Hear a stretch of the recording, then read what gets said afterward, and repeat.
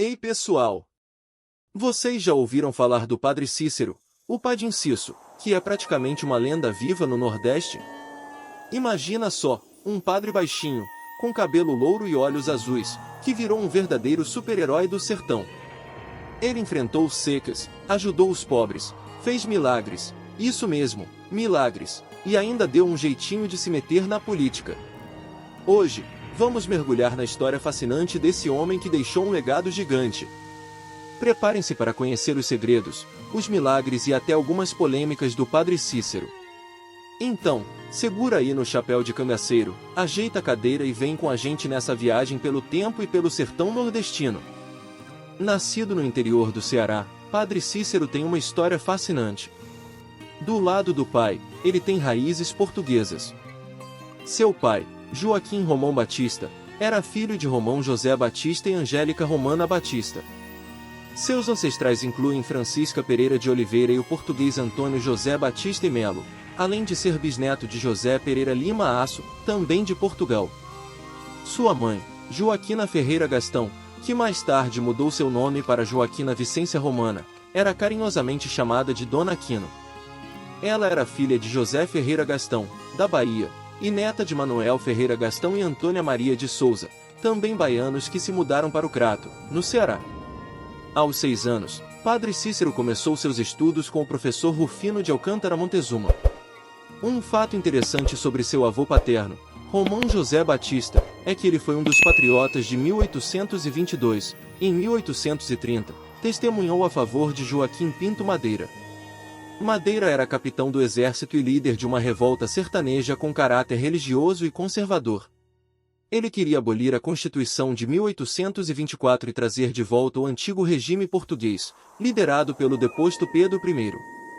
Essa revolta tinha uma forte liderança religiosa, especialmente do padre Antônio Manuel de Souza, vigário de Jardim. Ele foi um dos primeiros a implementar políticas paternalistas no sertão cearense durante o Brasil Império, que mais tarde foram aproveitadas pelo famoso Padre Cícero sob a influência dos coronéis. Infância e educação. A infância de Padre Cícero foi marcada por um evento importante. Aos 12 anos, ele fez um voto de castidade, inspirado pela leitura da vida de São Francisco de Sales. Em 1860, ele foi matriculado no colégio do famoso Padre Inácio de Souza Rolim, em Cajazeiras, na Paraíba.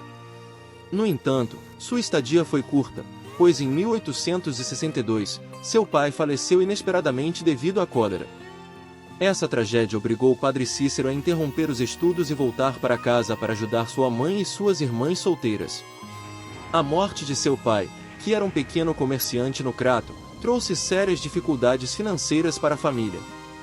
Em 1865, quando Cícero precisou ingressar no Seminário da Prainha, em Fortaleza, ele só conseguiu graças à ajuda de seu padrinho de crisma, o coronel Antônio Luiz Alves Pequeno. Ordenação sacerdotal. Durante seu tempo no seminário, Cícero Romão era considerado um aluno mediano. Apesar de, anos depois, ser conhecido por arrebatar multidões com seus sermões, ele teve notas baixas nas disciplinas de oratória e eloquência. Finalmente, no dia 30 de novembro de 1870, Cícero foi ordenado padre. Após sua ordenação, ele retornou ao Crato. Enquanto aguardava ser designado para uma paróquia pelo bispo, ele ensinou latim no colégio Padre Ibiapina. Esse colégio foi fundado e dirigido por seu primo e grande amigo, o professor José Joaquim Teles Marrocos. Chegada a Tabuleiro Grande. No Natal de 1871, Padre Cícero foi convidado pelo professor Simeão Correia de Macedo para visitar o povoado de Juazeiro, que na época era uma fazenda pertencente à cidade do Crato. Lá, ele celebrou a tradicional Missa do Galo. Na época, Padre Cícero tinha 28 anos. Ele era um homem de estatura baixa, pele clara, cabelos loiros, olhos azuis e uma voz suave, o que impressionou muitos habitantes do lugar. E a impressão foi recíproca. Por isso, alguns meses depois, no dia 11 de abril de 1872, Padre Cícero retornou a Juazeiro com suas bagagens e sua família, decidido a morar lá definitivamente. Muitos livros dizem que Padre Cícero decidiu fixar residência em Juazeiro por causa de um sonho ou visão que teve. Conforme ele relatou aos amigos íntimos, certa vez, após um dia exaustivo de confissões, ele procurou descansar em um quarto ao lado da sala de aulas da escolinha, onde improvisaram seu alojamento. Ao cair no sono, ele teve uma visão que mudaria seu destino. Ele viu Jesus Cristo e os 12 apóstolos sentados à mesa, em uma disposição que lembrava a última ceia, pintada por Leonardo da Vinci. De repente, uma multidão de pessoas, carregando seus poucos pertences em pequenas trouxas, entrou no local, como os retirantes nordestinos.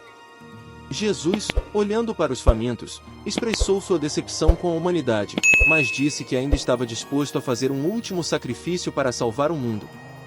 No entanto, ele avisou que, se as pessoas não se arrependessem rapidamente, ele acabaria com tudo de uma vez. Então, Jesus apontou para os pobres, voltando-se para Padre Cícero, ordenou: "E você, Padre Cícero, tome conta deles." Essa visão inspirou Padre Cícero a dedicar sua vida aos pobres e necessitados de Juazeiro, marcando o início de sua missão naquele lugar. Apostolado. Padre Cícero era incansável em sua missão pastoral. Ele pregava o Evangelho, dava conselhos, ouvia confissões e visitava a comunidade. Durante a Grande Seca no Nordeste brasileiro, entre 1877 e 1879, ele ganhou a simpatia do povo, liderando a comunidade e moralizando os costumes, combatendo excessos como a bebedeira e a prostituição. Ele precisou recrutar mulheres solteiras e viúvas para ajudá-lo, formando uma irmandade de beatas que colaborava em suas atividades pastorais.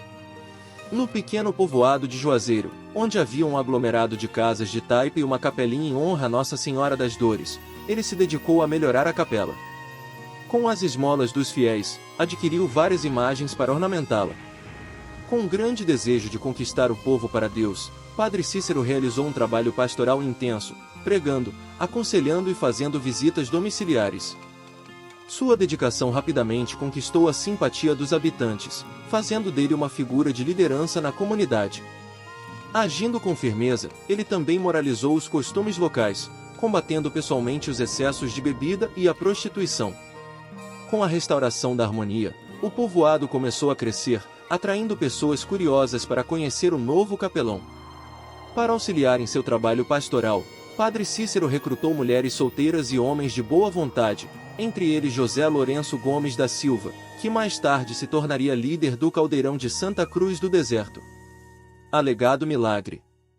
Em 1º de março de 1889, durante uma missa, a hóstia ministrada por Padre Cícero à religiosa Maria de Araújo teria se transformado em sangue na boca dela. Esse fenômeno teria se repetido várias vezes ao longo de 2 anos. A notícia do milagre se espalhou rapidamente, e Padre Cícero pediu que a diocese formasse uma comissão para investigar o caso. A comissão, composta por padres e profissionais da saúde, concluiu que não havia explicação natural para o ocorrido, considerando um milagre. No entanto, insatisfeito, o bispo Dom Joaquim José Vieira formou uma segunda comissão, que concluiu que não houve milagre, mas sim um embuste. Com base nesse parecer, Dom Joaquim suspendeu as ordens sacerdotais de Padre Cícero e ordenou que Maria de Araújo fosse enclausurada. Em 1898, Padre Cícero foi a Roma e se reuniu com o Papa Leão XIII, conseguindo sua absolvição. Porém, ao retornar ao Brasil, a decisão foi revista, e ele teria sido excomungado. Décadas depois, estudos sugerem que a excomunhão nunca foi aplicada de fato. Em 2001, o Papa Bento XVI encomendou novos estudos sobre o caso. No dia 31 de maio de 2006, Dom Fernando Pânico enviou ao Vaticano a documentação técnica para a abertura do processo de reabilitação de Padre Cícero. Em 13 de dezembro de 2015, a Igreja Católica concedeu perdão a Padre Cícero. Política. A relação de Padre Cícero com a política começou em 1901, quando o Conde Von de Brulé visitou terrenos no Crato, Ceará, onde havia xisto betuminoso, uma rocha de importância econômica. Só em 1919 o governador João Tomé de Saboia e Silva visitou o local e ordenou a construção de galerias, chamadas Minas Santa Rosa. O trabalho foi interrompido por 2 anos devido ao calor e à falta de ventilação.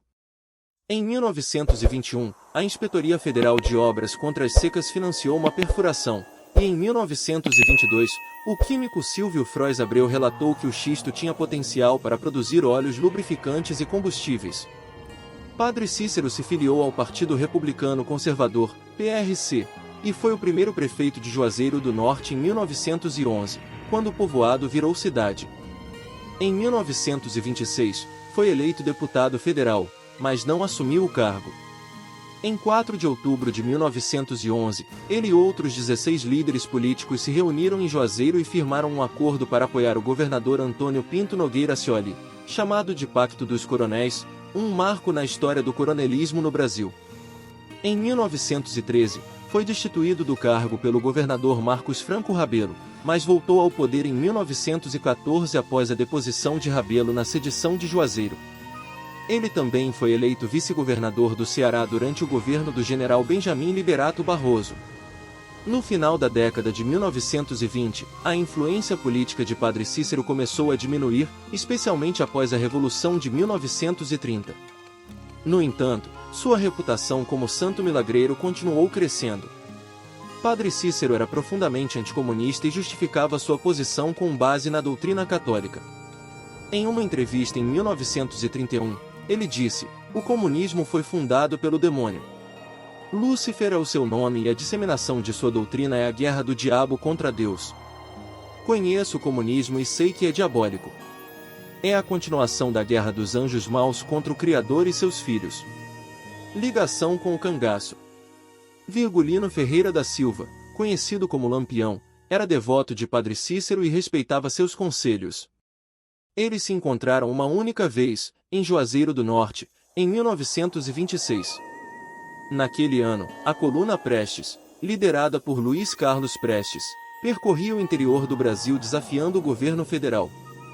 Para combatê-la, foram criados os batalhões patrióticos, comandados por líderes regionais que muitas vezes incluíam cangaceiros. Existem duas versões sobre o encontro entre Padre Cícero e Lampião.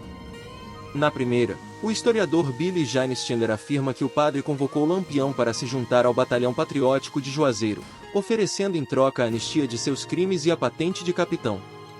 Na outra versão, defendida por Lira Neto e Anildomar Williams, o convite foi feito por Floro Bartolomeu sem o conhecimento de Padre Cícero. Ao chegarem em Juazeiro, Lampião e seus 49 cangaceiros ouviram Padre Cícero aconselhá-los a abandonar o cangaço. Como Lampião exigia a patente prometida, Pedro de Albuquerque Uchoa, único funcionário público federal no município, escreveu em uma folha de papel que Lampião seria, a partir daquele momento, capitão e receberia anistia por seus crimes.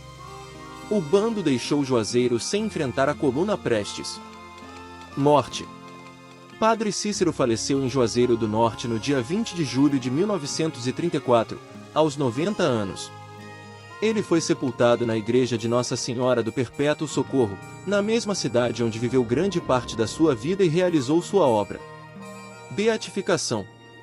Em 20 de agosto de 2022, durante uma missa no Largo da Capela do Socorro, em Juazeiro do Norte, o bispo de Crato, Dom Magnus Henrique Lopes, anunciou uma notícia importante. Ele recebeu um documento chamado Mial Obstat da Congregação para a Causa dos Santos, datado de 24 de junho de 2022. Esse documento permite que o processo de beatificação de Padre Cícero comece. Agora ele é intitulado Servo de Deus. No dia 30 de novembro de 2022, a fase diocesana do processo de beatificação teve início. O postulador dessa causa, ou seja, a pessoa responsável por conduzir o processo, é o Dr. Paulo Vilota. Canonização pela Igreja Católica Brasileira. Em 6 de julho de 1973, Padre Cícero foi canonizado pela Igreja Católica Apostólica Brasileira, uma igreja independente da Igreja Católica Romana. Essa canonização foi realizada pelo então bispo de Maceió, Dom Vanilo Galvão Barros, que reconheceu a grande devoção dos nordestinos a Padre Cícero. A canonização foi baseada em pesquisas sobre a santidade de Padre Cícero e os milagres atribuídos à sua intercessão. Sua festa é celebrada no dia 20 de julho, com muitos festejos religiosos e populares. E aí galera, gostaram da história incrível do nosso querido Padre Cícero? Se você se emocionou com os milagres e aprendeu um pouco mais sobre esse ícone nordestino, não esqueça de deixar aquele like esperto. Se inscreve no nosso canal para não perder nenhuma aventura histórica e ativa o sininho para ser o primeiro a saber quando tem vídeo novo. Não vai querer perder, né? Ah, e comenta aqui embaixo. Conta pra gente, você já conhecia a história do Padre Cícero? Tem alguma curiosidade ou milagre que ficou de fora? Vamos adorar ler os comentários e conversar com vocês. Valeu, pessoal! Até a próxima, e lembrem-se, a história é viva e cheia de surpresas. Até mais!